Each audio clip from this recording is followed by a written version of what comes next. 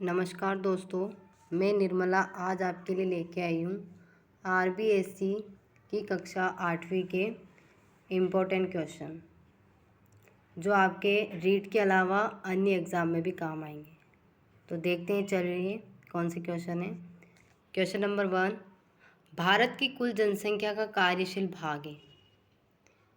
भारत की कुल जनसंख्या का कार्यशील भाग है 60.29%, 50.21%, 45.01% या 30% या 30%। तो इसका आंसर क्या हो जाएगा? इसका आंसर हो जाएगा 60.29%। अब इसमें भी वो आएंगे जो कार्यशील यानी जो श्रम कर सकते हैं, तो उनकी एज है 15 से लेकर 59 वर्ष तक। ये 15 से लेकर 59 वर्ष तक की जो कैटेगरी के व्यक्ति हैं वो ही इसके अंतर्गत आएंगे।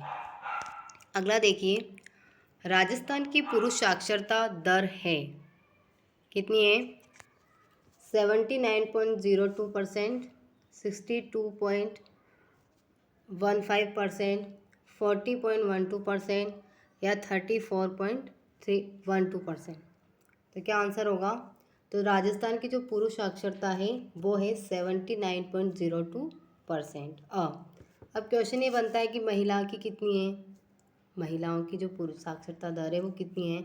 तो वो हो जाएगी 52.10%। कितनी है? 52.10%। अगला देखिए, समाज में आर्थिक असमानता का प्रमुख कारण है।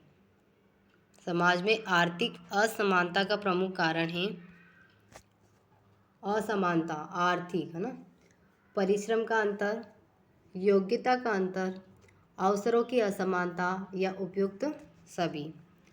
आर्थिक असमानता पूछिए। आर्थिक असमानता का प्रमुख कारण क्या हो सकता है? परिश्रम का अंतर भी हो सकता है, मेहनत है ना, कि कौन कैसा श्रम कर रहा है वो। योग्यता का अंतर भी हो सकता है, शिक्षित और अशिक्षित दोनों की अलग अलग योग्यता होती है। शिक्षित है वो कुछ और करेगा और जो अशिक्षित है वो मजदूर के अलावा कुछ नहीं कर सकता। अवसरों की असमानता यानी कि इसका आंसर हो जाएगा द। ये सभी असमानताएं हैं, आर्थिक असमानताएं। अगला देखिए, क्वेश्चन नंबर 4, अवसरों की असमानता के पीछे प्रमुख कारण है।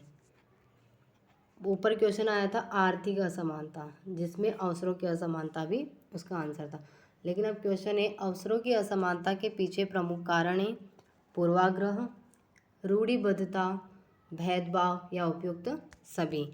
तो इसका आंसर क्या हो जाएगा? उपयुक्त सभी। क्यों हो जाएगा? क्योंकि पूर्वाग्रह किसे कहते हैं? पूर्वाग्रह उसे कहते हैं जो पहले से सुनी सुनाई बातों पर क्या कर लेना, निर्णय ले लेना, वो होता है पूर्वाग्रह।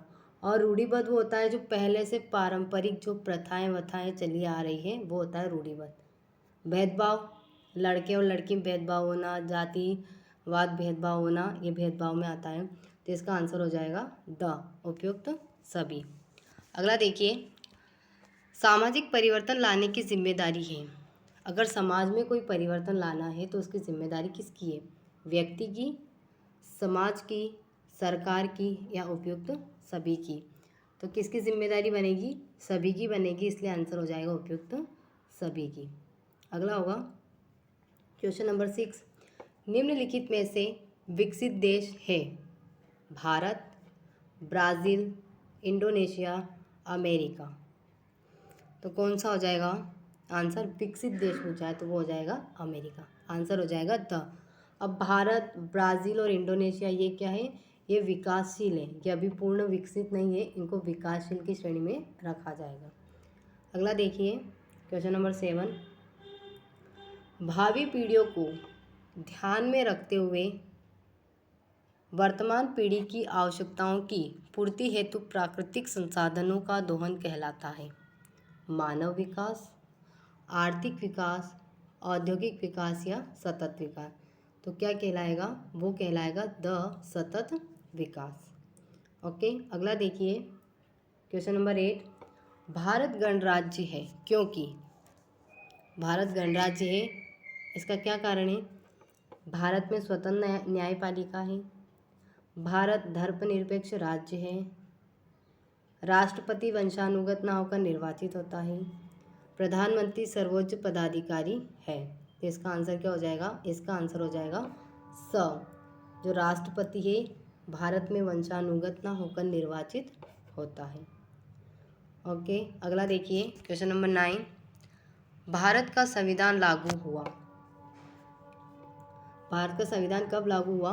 28 नवंबर 1949, 26 जनवरी 1930, 26 जनवरी 1950 या 28 जुलाई 1950। तो क्या आंसर हो जाएगा? सभी को पता है संविधान कब लागू हुआ, तो ये हुआ था 26 जनवरी 1950 को। और भारत कब आज़ाद हुआ? तो वो हुआ था 15 अगस्त 1947 को। ओके, अगला देखिए क्वेश्चन नंबर 10। मौलिक अधिकारों का उल्लंघन होने पर, मौलिक अधिकारों का उल्लंघन होने पर न्यायालय में शरण लेने का अधिकार है। अगर हमारे जो मौलिक अधिकार है कितने हैं? 6। अगर उनका उल्लंघन हो रहा है तो हम न्यायालय में शरण लेंगे, उसका भी अधिकार है। तो वो कौन सा है? समानता का अधिकार, शोषण के विरुद्ध अधिकार, स्वतंत्रता का अधिकार या संवैधानिक उपचारों का अधिकार। तो इसका आंसर हो जाएगा द संवैधानिक उपचारों का अधिकार के तहत हम न्यायालय में क्या कर सकते हैं? शरण ले सकते हैं। ओके, अगला देखिए क्वेश्चन नंबर 11। 14 वर्ष से कम आयु के बच्चों से खतरनाक कार्य नहीं कराया जा सकता, इसका संबंध है कितने वर्ष? 14 वर्ष से कम आयु के बच्चों से खतरनाक कार्य नहीं कराया जा सकता, इसका संबंध है स्वतंत्रता के अधिकार से, शोषण के विरुद्ध अधिकार से, संवैधानिक उपचारों के अधिकार से और समानता के अधिकार से। तो क्या हो जाएगा? इसका आंसर हो जाएगा शोषण के विरुद्ध अधिकार से। अगर हम 14 वर्ष से जो 14 वर्ष का बच्चा है अगर उससे कम उम्र के बच्चे से काम करवाते हैं तो वो उसका क्या होता है? शोषण होता है। जैसे शोषण के विरुद्ध अधिकार से इसका संबंध है। अगला देखिए क्वेश्चन नंबर 12। संघात्मक व्यवस्था की विशेषता है। संघात्मक व्यवस्था की विशेषता है, क्या विशेषता होगी इसकी? शक्तियों का विभाजन, शक्तियों का केंद्रीकरण, न्यायालय की स्वतंत्रता का अभाव या सर्वाधिकारवादी शासन। तो क्या हो जाएगा? जो संघात्मक शासन व्यवस्था है तो वो हो जाएगा शक्तियों का विभाजन, ये इसकी विशेषता है। अगला देखिए क्वेश्चन नंबर 13। संसद का अंग नहीं है राज्यसभा, लोकसभा, राष्ट्रपति या राज्यपाल। तो कौन नहीं है संसद का अंग? तो वो हो जाएगा राज्यपाल। राज्यपाल किसका अंग होता है? राज्य सरकार का। ओके, इसमें देखना संसद के अंग कितने होते हैं? 3 होते हैं, राज्यसभा, लोकसभा और राष्ट्रपति। लेकिन सदन कितने होंगे? 2 ही होंगे। कौन से? राज्यसभा और लोकसभा। अगला देखिए, निम्नांकित में से कौन सा मामला फौजदारी कानून से संबंधित है? डकैती, संपत्ति का बंटवारा, किराया, विवाह पंजीकरण। मामला फौजदारी कानून से संबंधित है तो ये हो जाएगा आंसर अ, डकैती। कौन सा हो जाएगा? डकैती। अब फौजदारी कानून में और कौन से मामले हो सकते हैं? इसमें हो सकते हैं चोरी, अपराध, हत्या, मारपीट, ये सभी क्या है? फौजदारी कानून से संबंधित है। अगला देखिए क्वेश्चन नंबर 15। विधिक साक्षरता शिविर का उद्देश्य है जनता को कानूनी जानकारी देना, अक्षर ज्ञान देना, प्रौढ़ शिक्षा देना, वकील बनाना। तो नॉर्मल बात है, इसका आंसर क्या हो जाएगा? अगर विधिक साक्षरता शिविर लगाया जा रहा है तो इसका मतलब है कानूनी जानकारी देना। अगला देखिए 16। देश के निर्माण के लिए आवश्यक है। देश के निर्माण के लिए हमें क्या क्या आवश्यकता पड़ती है? तो देखो, सरकार, भूमि, जनसंख्या, उपयुक्त सभी।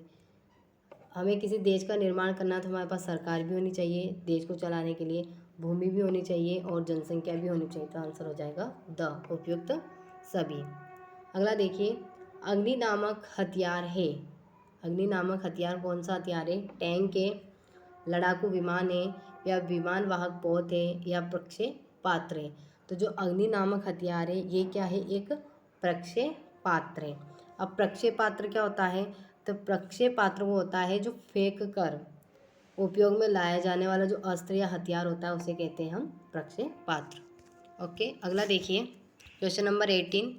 सैन्य शिक्षा हेतु विद्यार्थी छोड़ सकते हैं, सॉरी छोड़ नहीं सकते, ये होगा जोड़, है ना, जुड़ सकते हैं, ये टाइपिंग मिस्टेक है। सैन्य शिक्षा हेतु विद्यार्थी जुड़ सकते हैं, किससे जुड़ सकते हैं? प्रादेशिक सेना से, अर्धसैनिक बल से, स्पेशल प्रोटेक्शन ग्रुप से या एनसीसी। तो किससे जुड़ सकते हैं? वो सैन्य शिक्षा हेतु वो जुड़ सकते हैं एनसीसी से। किससे जुड़ सकते थे? एनसीसी से।